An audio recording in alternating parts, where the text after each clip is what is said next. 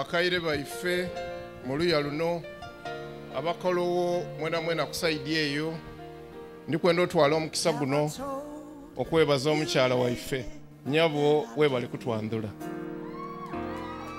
Have I told you there's no one else above you? Empete eno evire mu mabaale gali agasinga okuba ag'omuwendo njikutaire ku Justina Evelina Lunkuma okukakasa nti oli mukazi wange era omirembe n'emirembe odakuba wange.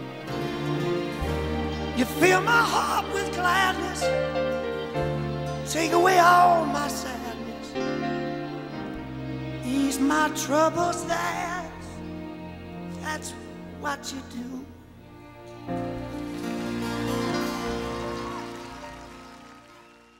Tubakwasa ebbaluwa eno entongole eva mu Bwakabaka bwa Buganda era ekakasa okuzaalibwa kw'abaana abaagala okufumbiraganwa.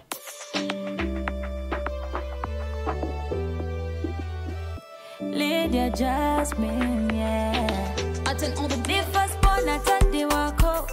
Sasoka sit the wako. Sitting I will live with them. When you can say I will be a funny.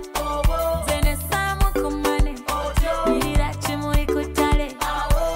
Jagaranga wene agara. So singa kwewe agara. Matiranga wene matira. So singa kwewe matira.